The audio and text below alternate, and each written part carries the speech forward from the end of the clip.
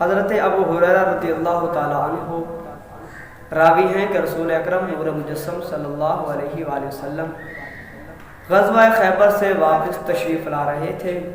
رات کا وقت تھا، سفر جاری تھا۔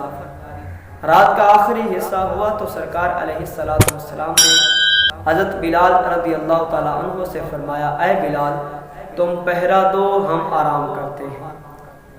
جب تمام صحابہ کرام علیہم رضوان آرام فرمانے لگے تو حضرت بلال حبشی رضی اللہ تعالیٰ عنہ پہرا دے رہے تھے تو ساتھ نماز بھی پڑھ رہے تھے۔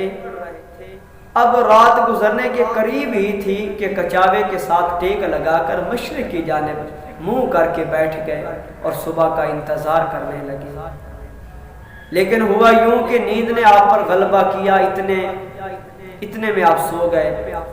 جب سورج چمکا تو میرے آقا علیہ السلام نے بلال کو آواز دی، اے بلال۔ بلال اٹھے معذرت کرتے ہوئے، آقا نیند نے غلبہ کر لیا ہے، اس وجہ سے جاگ نہیں سکا۔ سرکار نے فرمایا چلیں آگے چلتے ہیں۔ آگے جا کر وضو کیا، حضرت بلال رضی اللہ تعالیٰ عنہ نے اقامت فرمائی، سرکار نے نماز پڑھائی۔ سرکار نے دیکھا صحابہ پریشان ہیں کہ نماز قضا ہو گئی ہے، صحابہ پریشان ہیں۔ سرکار نے فرمایا پریشان کیوں ہوتے ہو؟ اللہ نے ہماری روحوں کو قبض کر لیا تھا، اللہ نے ہماری روحوں کو قبض کر لیا، اور اگر اللہ چاہتا تو وقت پر بیدار بھی کر سکتا تھا۔ لہذا اگر کوئی سو جائے یا نماز بھول جائے، جب بیدار ہو یا جب یاد آئے تو نماز پڑھ لے۔ اللہ اکبر کبیر۔ پھر سرکار علیہ السلام نے صداقت کے بادشاہ حضرت ابوبکر صدیق رضی اللہ تعالیٰ عنہ کی طرف متوجہ ہوئے، فرمایا بتاؤں کہ بلال نے ہمیں کیوں نہیں جگایا؟ بتاؤں کہ بلال نے ہمیں کیوں نہیں جگایا؟ فرمایا اس لیے کہ جب بلال جاگ رہے تھے تو اس وقت شیطان آیا، بلال کو تھپکیاں دینے لگا جیسے بچے کو تھپکیاں دے کر سلایا جاتا ہے۔ پھر جب بلال کو بلا کر پوچھا گیا، بلال نے عرض کیا آقا جیسے آپ فرما رہے ہیں بالکل ایسے ہی مجھے کوئی تھپکیاں دے کر سلا رہا تھا۔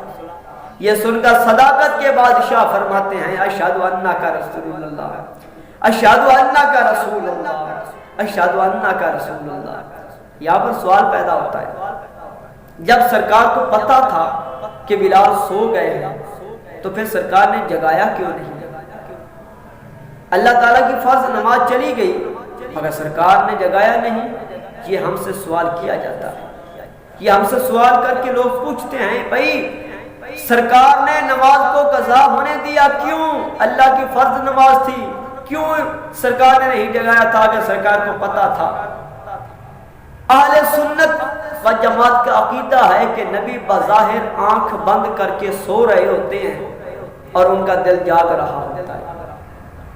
چلیں آپ لوگوں کے بقول جو سوال کرتے ہیں، آپ لوگوں کے بقول نبی پاک علیہ السلام سو گئے تھے لیکن اللہ تو جاگ رہا تھا، اللہ تو نہیں سویا، وہ تو سونے سے پاک ہے۔ لا تأخذہ سنۃ ولا نوم، نوم نہ اسے نیند آتی ہے نہ اونگ آتی ہے۔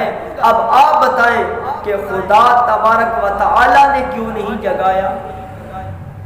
پھر نبی کریم علیہ السلام کی ساری زندگی اللہ کی ذمہ داری پر ہے، اور اللہ تعالیٰ نے جبریل کو بھی نہیں بھیجا، جبریل کو آنے ہی نہیں دیا، خود بھی اپنے نبی کو نہیں اٹھایا۔ نبی پاک کے نہ جاگنے اور اللہ کے نہ جگانے میں حکمت تھی۔ اگر نماز قضا ہو جائے تو یوں نماز پڑھ لیا کرو، یہ امت کے لیے قانون بنا دیا گیا۔ یہ تھی حکمت آقا علیہ السلام کے نہ جاگنے اور اللہ تبارک و تعالیٰ کے نہ جگانے، اور حضرت بلال حبشی رضی اللہ تعالیٰ عنہ کے سو جانے۔